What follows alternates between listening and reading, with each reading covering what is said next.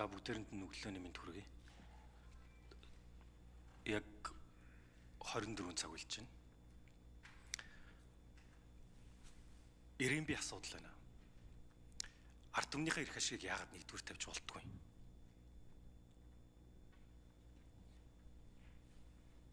Яг үнийг хэлэхэд ард түмний хүсэж байгаа зүйл та нарын хүсэж байгаа энэ санал суудлын маргаанаас ч шаал өөр юм хүсэж байгаа шүү. Өнөөдөр яг ингэж өнөөш нь яг ингэж гүрэлсэн шигэ та нар оюу толгойн шийдэл дээр яг ингэж гүрэн шүү. Монголчууд бүгдээрээ яг одоо харж байгаа. Ард түмэн хараад аваараа. Оюу толгойн асуудал шийдэхэд хэн юу гэж хэлэх нь яаж хөдлөх нь бүгдээрээ харъя. Яг санд суудлаа авч үлдэхийн тулд ингэж юу ч хамаагүй бойкотлж хуулийг өөрийнхөө дураар өөртөө ашигтайгаар ямар ч хамаагүй өөр тайлбарлаж ирсэн шиг оюу толгой дээр яг хэн юу гэж хэлэх нь, хэн ямар шийдвэр гаргах нь, хэн эрдцэндээ орох нь бүгдээрээ харцгаая. Угаасаа цаг хугацаатай. Та нар боддоо өнөөдөр бидний ууланд батлах гэдэг зүйлс 33 их найдын орлоготой тийм.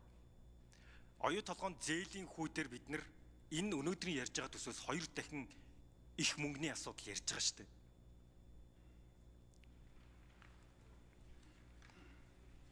$12 сарын 31 гээд хугацаанд дуусчих. Одоо харъя.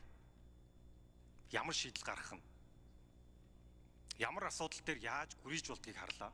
Хэдэн ч цагаар хамаагүй хуралдаж болдгийг харлаа. Хэдэн ч цагаар оюу толгойн асуудлыг шийдэхийн тулд парламентын ордонд 48 цаг 72 цаг хүлээсэн ч хамаалах.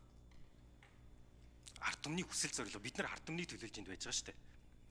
Энэ ирэмбэ бүгдээрээ дахин болохгүй бол өдөр болгон сануулсан ч яах.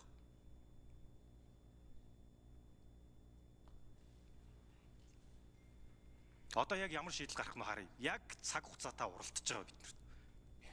Өнөөдөр 10 сарын 17-ны өдөр 12 сарын 31 хүрэхэд биднэрт ердөө нэг 50 хүрэхгүй л хоног үлдсэн байна. Энэ 50 хүрэхгүй хоногт бид нар шийдэл гаргаж чадах нүггүй юу харъя. Энэ дээр парламент өдөржингөө шинжэнгөө ч хамаагүй хуралдах нүггүй юу бас харъя.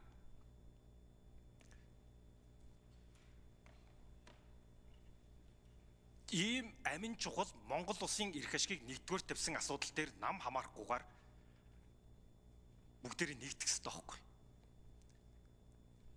Монгол улсын эрх ашигыг нэгдүгээр тавьж нэгдэж чадах нүггүй.